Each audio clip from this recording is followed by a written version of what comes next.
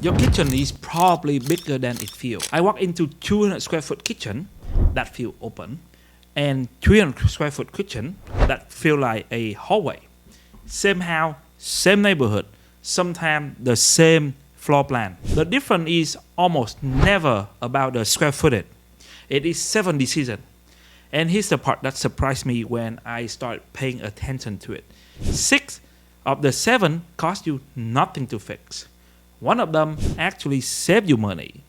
That's what makes this different from every other kitchen video. This isn't a budget problem.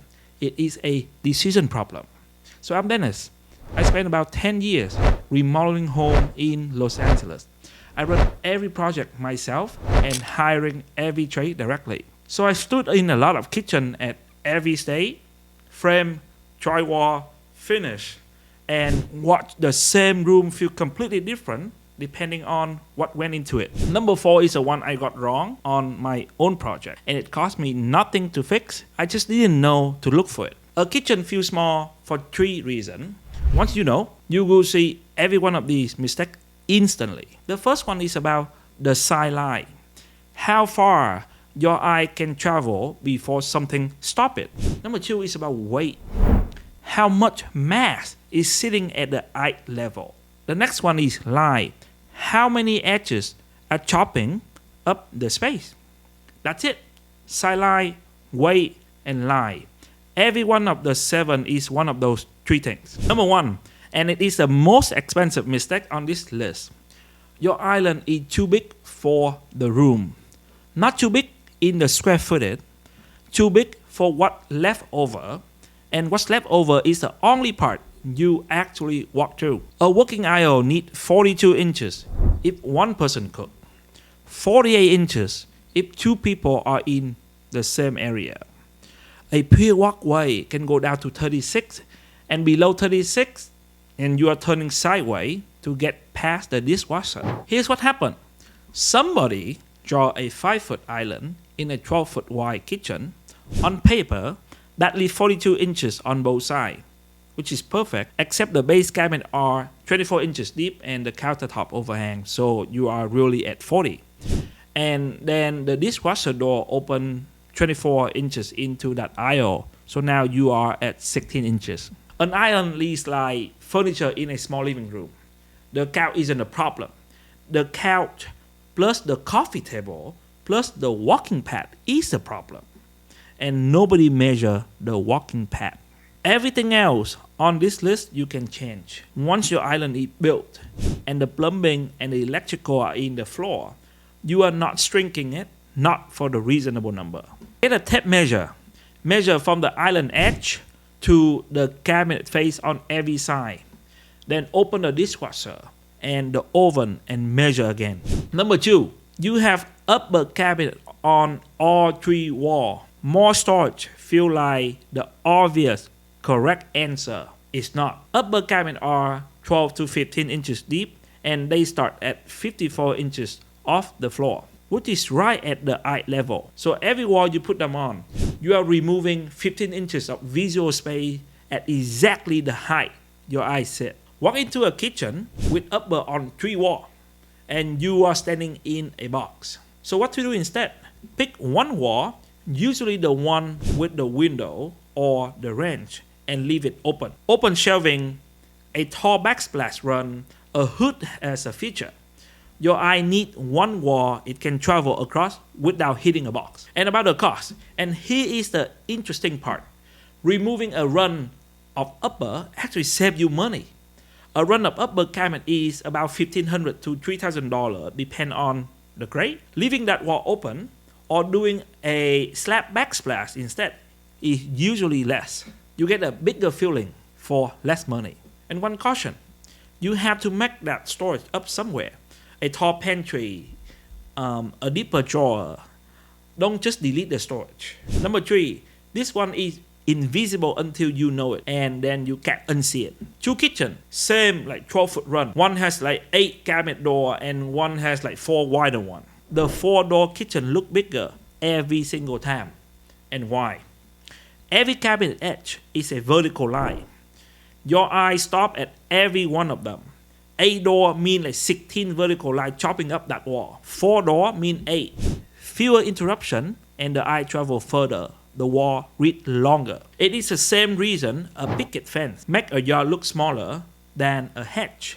Same length, different number of interruption. And about the cost, roughly neutral. Sometimes cheaper. Fewer boxes mean fewer door, fewer hinges, and fewer pole.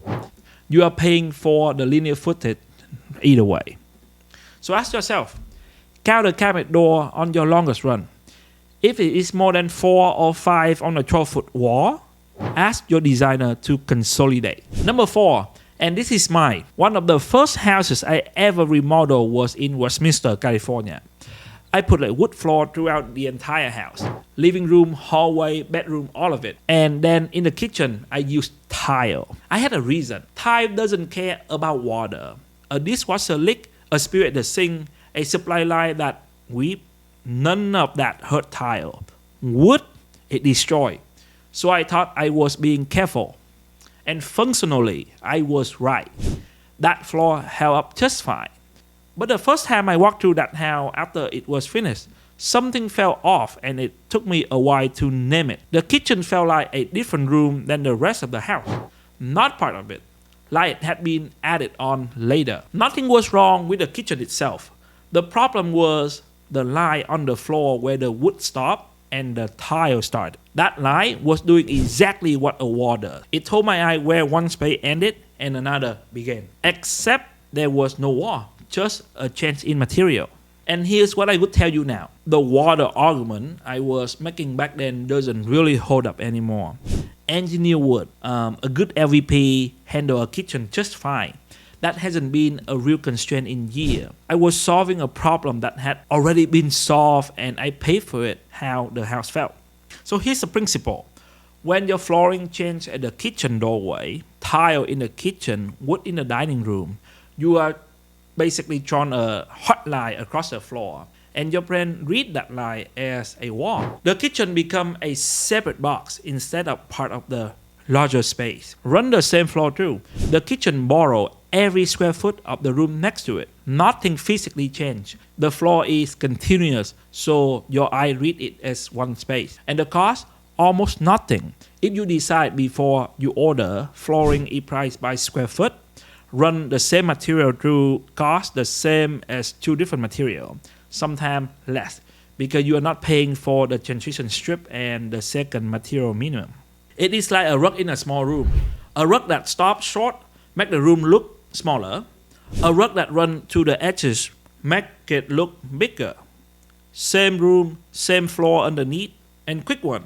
These 7 with the measurement are on one page sheet that you want to hand to your designer before the plan get finalized. So it's free and the link is in the description. Number 5, you have 6 recess cans in the ceiling and nothing else. Even lighting from directly above the something specific. It flattens everything and it drops the corner into shadow. And a room with dark corner read as a smaller room because your eye stop where the light stop. So what to do instead? 3 layers. Overhead, your can, your general light. The second layer is the task light. Under cabinet, lighting the counter. And number 3 is accents. Inside a glass cabinet, above the upper, or a pendant over the island. The accent layer is the one nobody does. And it is the one that pushes the corner back. The cost. During the rough electrical, adding an accent circuit on a dimmer is a few $100. You are already pulling wire after the wall is closed. You are fishing through that finished wall and patching, and it can cost anywhere between $1,200 to $2,500. Number 6, your backsplash is the 3x6 subway tile with dark ground. Nothing wrong with the subway tile. The problem is the ground line. A 3x6 tile on a 30 square foot backsplash gives you a roughly 240 tile and several hundred feet of ground line. Every one of those lines is an edge your eye register. Same wall in a large format tile or a slab, a handful of line or maybe none. So the fix isn't the tile, it is the ground. Match the ground to the tile and the line mostly disappear. Contrast the ground and every line is doing the work against you. The cost, ground color is free. It is your choice that you can make on the day and almost nobody think about. Going to large format tile run maybe $200 to $600 more on a typical backsplash. A contrasting ground can look great when it is deliberate in the right style. In a big kitchen, and I'm telling you what it does in the kitchen that is already tight. So this is the decision phase item, not a fixed later item. Now you can stand in your kitchen at night. Look at the corner. If they are darker than the middle of the room, you are missing a layer. Number 7, and this is the one almost nobody planned. Stand where you walk into your kitchen from, and what is the first thing that you see? For most people, it is the side of the refrigerator, or the back of the peninsula, or a wall of the upper cabinet 3 feet from their face. Your kitchen size is decided in the first 2 seconds. Whether your eye land on the first set of impression and everything after that is just confirming it. Point. So what to do? From your main entry point, your eye should land on the longest available sideline, the window, the far counter, the range wall, not an appliance size panel. Sometimes that means rotating the island 90 degrees. Sometimes it means swapping the fridge and the pantry. On paper, both layout work. Standing in the door, they are completely different rooms. The cost is nothing if you catch it in the plan. And if you don't, it costs you a lot. So stand in the doorway with your kitchen drawing. Trace the line from your eyes. Where does it stop first? So 7. Island side passer aisle. Upper on every wall. Too many narrow doors. Flooring that stop at the doorway. One flat light source. Small tile with contrasting ground. And what your eye land on first. Everyone is sidelight, weight or line. And here's what I want you to notice. One of these costs real money to fix. The island. Everything else is a decision, not a budget item. And 2 of them actually save you money. I will be fair about why this happened. Nobody's doing anything wrong. Kitchen plan get drawn in plan view, looking down from above. And from above, everything on the list looks just fine. Your island fit, your upper are storage, and your tile is just tile. You don't experience a kitchen from above. You experience it standing in the doorway at the eye level, and almost nobody checked that view before the cabinet are ordered. Your kitchen is not small. It's just been designed from a view nobody will ever have. The one-page sheet is in the description. Take it to whoever joined your plan and make them walk it with you. And if you got a kitchen plan or a contractor code in front of you and you want a second set of eye before you commit, that's what I do. Link is also in the description. One thing I want you to know. Stand in your kitchen doorway right now. What is the first thing that you see? Drop it in the comment. My guess is a lot of you are going to say a side of the fridge. So know your number and I will see you the next time.